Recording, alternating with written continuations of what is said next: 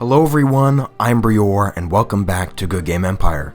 In today's video, I'm going to summarize all of the new features that have been added to the game during October, November, and December that I haven't already talked about on the channel.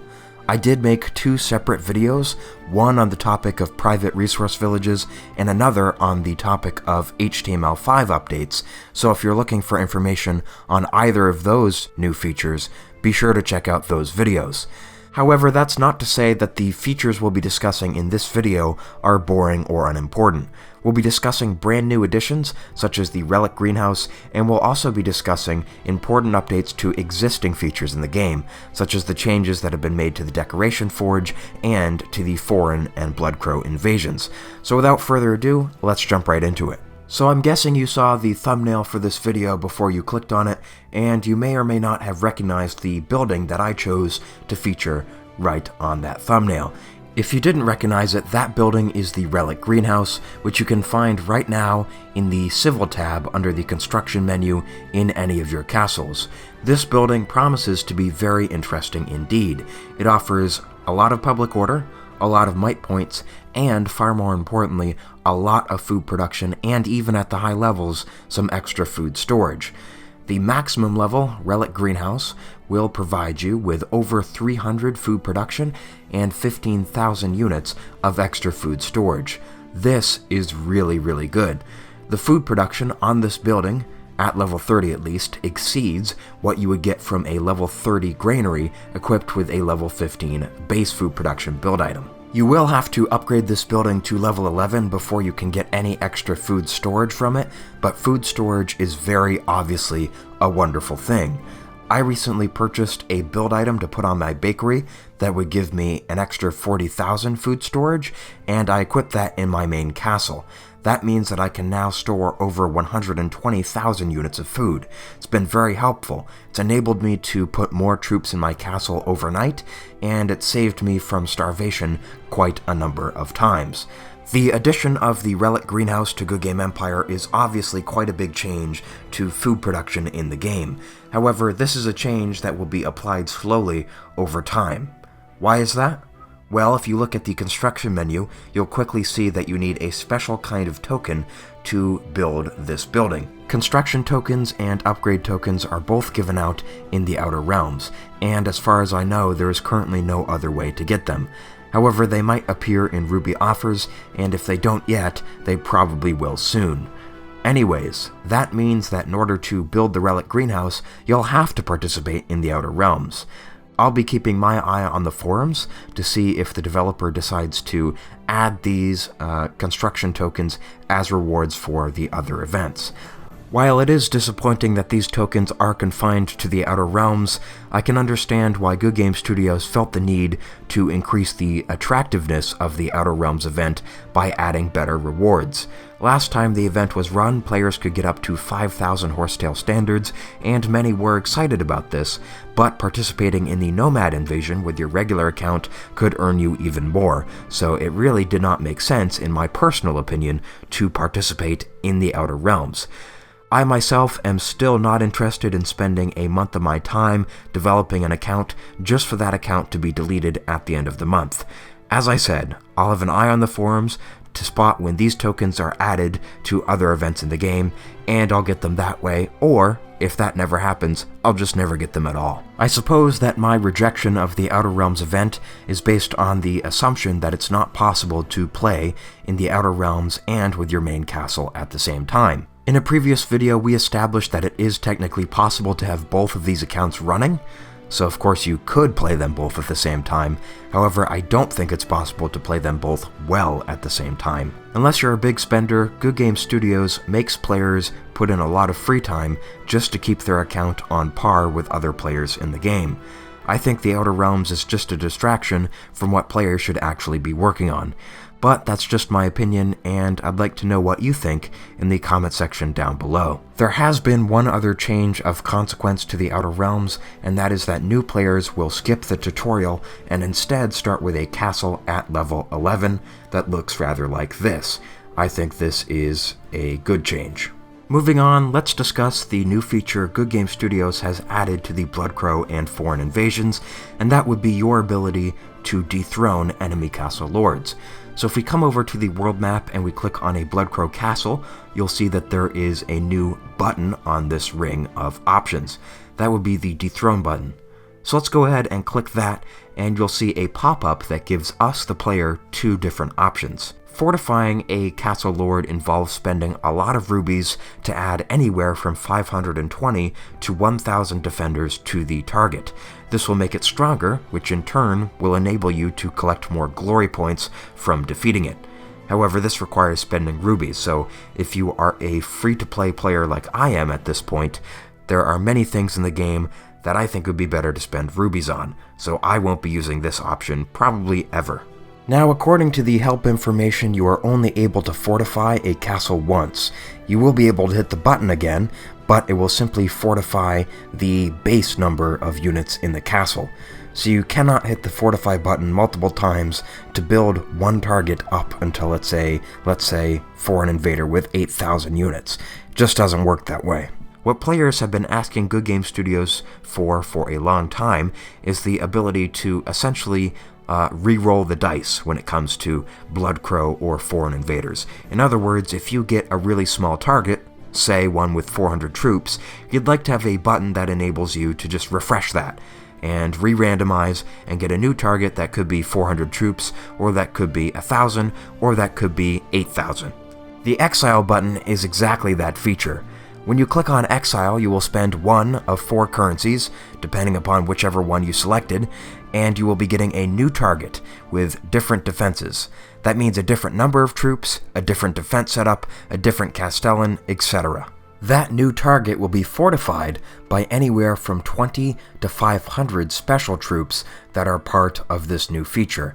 However, they're just clones of the normal troops.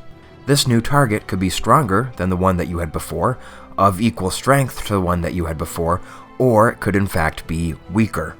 Every time you hit the Exile button, the cost gets more expensive, so you want to be careful with how you use it.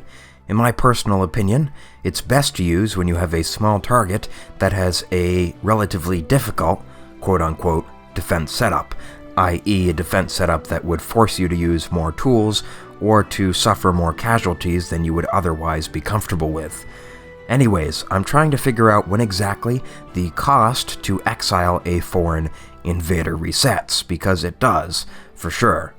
It resets at the beginning of the event, but it also must reset during the event because the cost has dropped several times for me, back to what I believe is the original price of 15 con medals. I've been using con medals as my currency of choice, but there are of course other options. Anyways, I've been told that it resets on a daily basis, and that might very well be true, but it's also reset multiple times this day alone, so I think it also resets when you attack a Bloodcrow Invader and you defeat it. From what I can tell, after you use the Exile option, the price goes up for any Castle Lord, but if you defeat any one Castle Lord, it resets to the regular price for any of your targets on the world map. I'm not sure if this is how it's supposed to work, and I'm not sure if I've correctly identified how exactly it works, but I think I've made at least some progress. Anyways, if you think you know the answer, please do leave me a comment in the comment section below, and help me out. As I also mentioned earlier, sometimes when you hit the Exile button, you can get a target weaker than the one that you started with. This target might have fewer troops, it might have more troops but weaker troops. In some cases you can go from having a target that's full of defenders to a target that is full of attackers and that has a weak Castellan, and you better believe you won't be getting much glory from that. Overall, the Exile feature is pretty cool, and it's nice to see the developers at least respond to a request that players have been making for a number of years. I'd recommend that you experiment with it beyond what I've discussed in today's video to see if you can discover any other uses for it. I'd like to now draw your attention back to the Fusion Forge, which I'm happy to report Goodgame Studios has improved. The amount of fusion experience that you receive from your fusion attempts has been increased approximately 5-fold, and that means that upgrades are a lot easier to get, and this new feature will increase your public order by a far more substantial amount.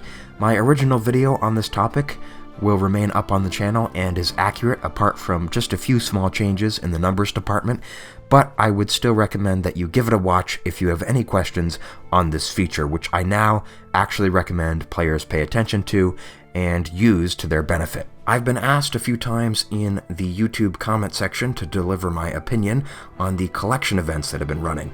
This started with the Soul Collection event back in October, and most recently we've had the Pelt Collection event here in December, and essentially this is PvP without the consequences. It's kind of annoying because you can receive incoming attacks that don't do any damage, yet for some reason the same red incoming horn and screen outline appears, as would appear for regular attacks. But on the bright side, this event offers players the opportunity to experiment with different PvP techniques without losing any of their troops or tools. However, I wish that the battle reports that you got from this event would say something on them somewhere that would specify that it wasn't a real battle, because there are a few players who have attacked me and they've gotten good-looking battle reports, but they haven't admitted that it was actually a huntsman attack and not the real deal. The rewards that you've been able to get for these kinds of events have mostly been look items that you can't put gems on, so in other words, they're more or less useless. However, there was a high-level public order piece being offered during the last collection event. I think to get this public order piece, you would need to have put a considerable amount of time into the event, and that would have distracted you from working on other things like the Nomad Invasion or just looting your NPCs. So overall, I wouldn't recommend getting too invested in these kinds of events. In other news, the 5-piece Son of the North Castellan set was added to the Nomad shop and can now be purchased with Con tablets. This Castellan set was pretty powerful for quite a long time. As I just said, it's a 5-piece set, so you can add your own gems to it, which means it's more customizable than some of the recent sets. For most players, this Castellan set will be too weak to be of interest, but if you are a mid-level player or a new level 70, I thought that I would mention it and maybe even recommend that you buy it. Anyways, a lot of these changes slip in unannounced, and it's my job in these videos to make you aware of them. So now you are. And now I'll take a few minutes to discuss some upcoming changes to the game and the developers' plans as they've been announced on the forums. We heard a little bit about a new event type thing called the Kingdoms League. This is pretty similar to other cross-server events that Goodgame Studios has run in the past, but it looks a little bit more fleshed out with a new title system that should offer individual players more of a benefit. However, I'm not a big fan of these kinds of events, and so I'm waiting to see exactly what it will be like. Not a lot of details have been shared at the moment. However, this event was put on a trial run for the Polish server of all servers, and it's expected to make its appearance for the other servers sometime early in 2019. Other planned additions to the game include a subscription effect that will increase your castle's storage capacity. In other words, this will be giving more of an advantage to Ruby players, and that kind of sucks, but oh well. Another planned change is they will finally address the issue of premium Ruby units overriding non-premium units in the hospital. Looking forward to that one. According to Goodgame Studios, the Alliance Cities event will make its return early in 2019, and I'm looking forward to that as well. When the event was last run a few years ago, it was a lot of fun, but it was a total technical disaster, and I think, or I would imagine, that they've made a lot of changes that might have spoiled the event. Oh well, we'll find out soon. There will be a new rarity level for equipment that you can loot from NPC targets, known as Relic. These pieces of equipment will be far superior to legendary pieces of equipment, and according to Goodgame Studios, they will enable players to make custom combinations that are once again viable for actual PvP combat. And finally, it looks like a new level for the barracks is coming, and you'll be able to produce newer and stronger troops. So there are many exciting changes right around the corner, but I'm sure I'll talk about those in future update videos. Thank you very much for watching my content for 2018. I will see you in 2019.